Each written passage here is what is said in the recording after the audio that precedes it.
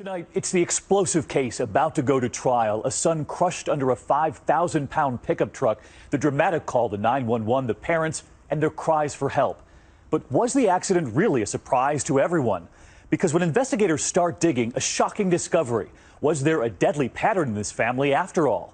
Tonight, here, the 2020 exclusive. The daughter now stepping forward to say, "I know what you did." It was a cold November in upstate New York, those autumn leaves vanishing in the wind, and a young father about to suddenly vanish too. It wasn't unusual to find 23-year-old Levi Karlsen tinkering away in the garage under a pickup truck. He was very good working on cars. He was very mechanical. And on one of those crisp fall days back in November of 2008, that's exactly where his father Carl and stepmother Cindy found their beloved son. Only this time, Levi wasn't working under the truck. He was trapped under it, and this was their desperate plea for help. 911. I think I need an ambulance. And what's going on? The truck fell on my stepson. The truck fell on your stepson? And we just got home, and I don't think he's alive. Levi stood little chance against the 3 tons of metal. That pickup truck that had been propped up had come crashing down. Yeah, Carl, they want to start CPR. Do you know CPR?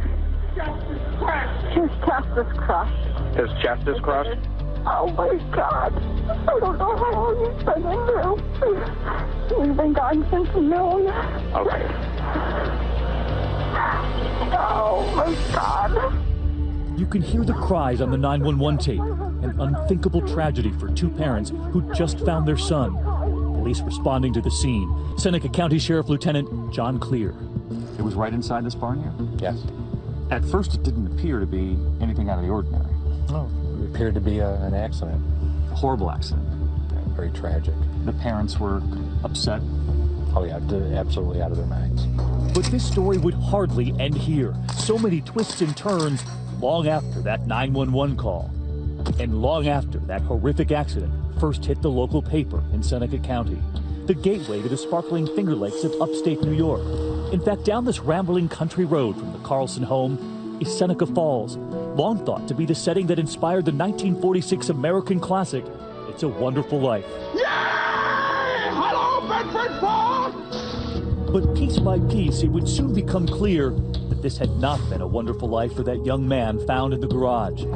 4 years after what seemed to be an accident, a bombshell call to police, a call on the tip line from a member of Levi's own family, telling that investigator, follow the insurance money. So you were the one who answered the call? Yes. And this investigator was soon on his way back to that family farm. Do you remember the call to this day? Oh yeah. The lieutenant telling us the clues were immediate. Red flag number 1. They discover a brand new insurance policy for Levi taken out just 17 days before he died. There was this large insurance policy that was collected on over $700,000 that was taken out only 17 days before the death. For the young man in the garage. Is that typical that someone that young would have an insurance policy? It seems unusual that a young man in his early 20s would have one that large. And then red flag number 2. But who was the beneficiary? His father, Carl. Why would you name your father the beneficiary when you have your own children? I think we were asking that same question, David. And they were soon asking something else. Just listen to red flag number 3. You discovered a note written by Levi Yes. that Levi had left. Saying what? His father was going to be the sole executor of his estate and control, basically disperse the money to his kids, and that he did not want to be resuscitated. When was the letter notarized? The day of his death. The very same morning. And while investigators now believe the evidence is damning that Carl Karlsen planned his own son's death, the whole town now trying to wrap their heads around this sinister plot. A plot Levi's sister suspected from the very start. And tonight, for the first time, she's coming forward in a 2020 exclusive. My father is a sociopath. The only one that matters to him is him. Well, we were just pawns in his game. Aaron's brother's death, she insists, was cold-blooded murder. He didn't die instantaneously. He had time to sit there and understand what was happening to him. And that the killer she long suspected inside their own home, their father. For years, Aaron says they grew up in fear of their father. And unlike his sisters, Levi stayed in that small town where they were raised. He had 2 young daughters of his own. But he was still under the thumb of a father who Aaron says he was desperate to please. He was basically an indentured servant to my parents, and they were, I don't know, they were controlling everything. He wanted more than anything to just have a close relationship with our father. He was really striving for that. But she is convinced that as her brother tried to build that relationship, her father was crafting something else, the plan to kill his son. You know, to think that as a parent, you can drop a 5,000-pound vehicle on your child and watch him die, it's absolutely unimaginable. Especially as a parent myself, I just can't even begin to imagine. We head to the local scrapyard where Levi's pickup truck was taken after that accident.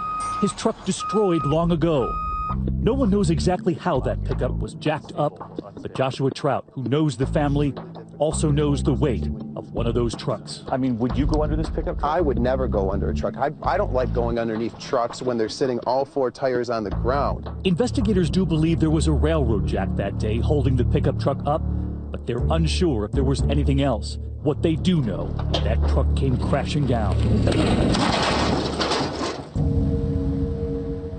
You wouldn't stand a chance. You're gone. I mean, you're gone. And just when investigators begin asking how a father could do this, the evidence of a pattern, they say, begins to mount.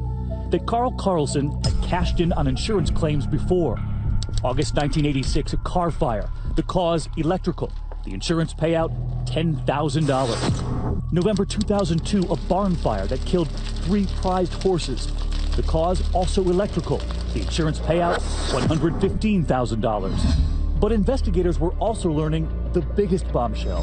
What happened to Karlsen's first wife, Levi's mother? After all of the evidence you found right here on this property, what then did you make of what happened to his first wife? Suspicious.